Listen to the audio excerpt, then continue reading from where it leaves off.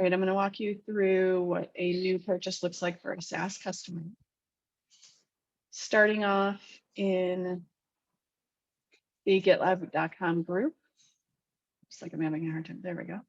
GitLab.com group here. If I navigate to settings of the group, you can see that I'm currently using the free plan.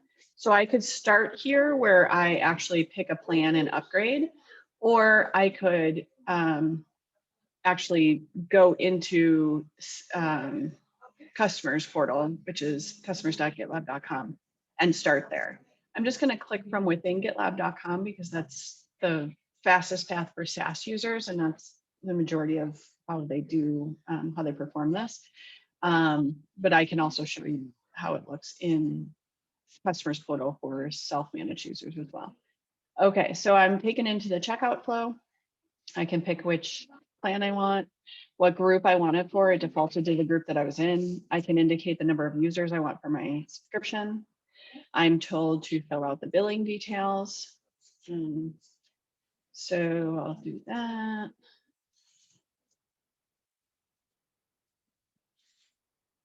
And we are validating here that these are, none of these are on the list of countries that we do not do business with.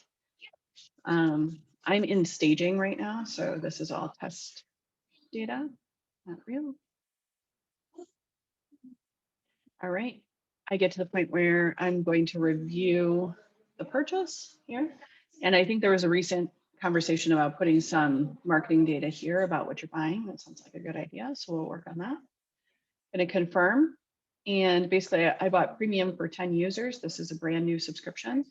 So I am taken back to gitlab.com. I have the success message. I have some banners about collaborating and whatnot for customers. And go to billing so that I could see my details. So here I am. I'm no longer free. I'm premium. We are showing the prior names for some period of time so that folks recognize that premium was silver before. I have 10 seats in subscription. This is my start and end date.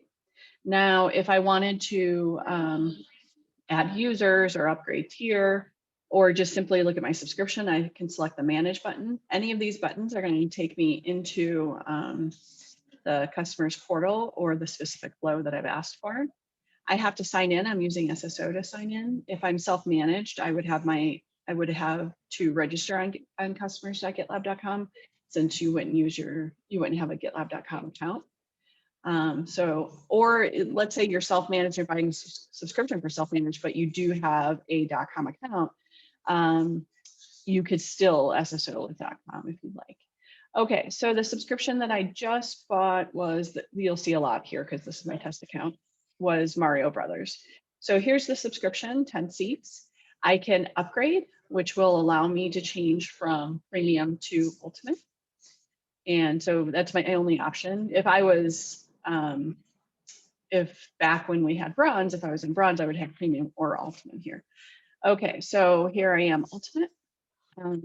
I can see how much I'm going to be charged for. Right now, we're only carrying over what's on the current subscription. We have a future iteration to change this so they can add users as well if they want to. And now I can check out for that upgrade. I'm not going to just because of time for the video. Just backing out, I can also renew from here. This would be a manual renewal to do the renewal in the future. So I can actually check out for February 2022 to February 2023 here. I can upgrade at the same time and I can change the amount of users that I want to renew for. So I can do that in the customers portal. And I can simply just add more seats to my current subscription. I don't want to change the tier. I just want to add seats. I want to go from 10 to 15. I can do that here. So I'm going to pick 5 additional seats and I can check out with the order. Again, we can only accept credit card at the moment. We're waiting for finance to give us the go ahead to accept ACH and wire. They have to select our privacy policy and our terms of service whenever they make a purchase. So that's something to know. I'm going to back out here and I'll show you a self-managed account. Here's a self-managed premium account. They have the ability to auto renew, whereas SaaS also has the ability to auto renew, but it's slightly different wording. Notice this says cancel subscription. This means it's set to auto renew. If I select cancel subscription, I get prompted, why do you want to cancel? can add some information, ask to talk to a salesperson, and then cancel. And this button is going to change from cancel to resume subscription. And that's essentially the same as the auto renew toggle. So now auto renew is turned off for this. If it said cancel subscription instead of resume, that would mean auto renew is turned on, and it will automatically renew if there was no intervention, if the person didn't choose to manually renew. So just going back to my other subscriptions, we'll look at self-manage. We have that toggle with the auto renew, which they can turn on and off. Here we go. Oh, this is canceled. Okay, let's see. Well, it's canceled because the auto renew is off, because this is starter. For starter and bronze, we've turned off the ability to auto renew because we want to force them through a conversation or a decision, rather, if they want to renew on bronze or if they want to upgrade at renewal. So while this says cancel, that one's actually, this one is not yet expired. So while this says cancel, they can still select the renew button as a bronze customer. And when they do that, they see their options, which is to renew one more time on bronze or to renew on premium, the first offer. Okay, so let me finally show you self-managed because I keep going with this as here as I see new things. Takes a minute to load because it's our staging environment, so it's a little bit slow. So the folks getting this deal for bronze and starter are just those who are 25 and under and not on the exclusion list. All right, here's a self-managed premium. So they can upgrade, renew, and add more seats. The upgrade looks just like the other upgrade. Add more seats looks the same. The only difference about renew is they have the ability to pay us for true ups. So if they renew and get a license, which doesn't pay us back for any users that they had over in their subscription period, the license will send an error. They won't be able to use their renewed license.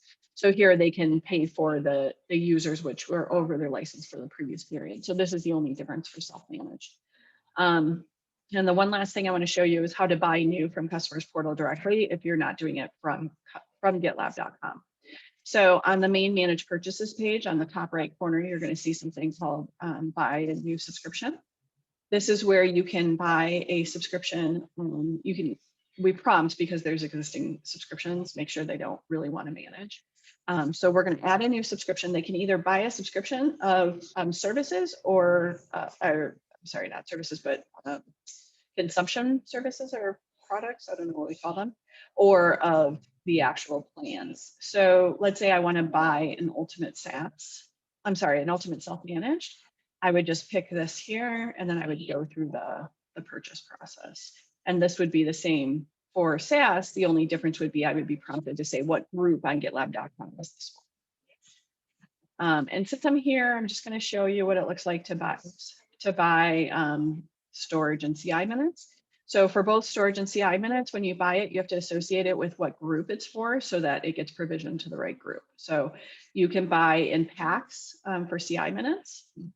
I got an error, probably because this is bad data. It's my test account. But I can buy packs of CI minutes, and it is an annual subscription, which expires at the end of 12 months. Whereas storage is an annual subscription, which renews. So you can buy packs of 10 gigs of storage. You have to say who it's for, and this will automatically renew at the end of the 12 months. If I have a subscription for this group already, like let's say I have a bronze subscription for this, this is going to prorate the amount to co-terminate with this subscription. An error has been thrown because, again, this is my test account. There's a lot of dirty data here. All right, well, that's the end of the video. Just want to give you a walkthrough of what it looks like to buy in the customers portal. Thanks.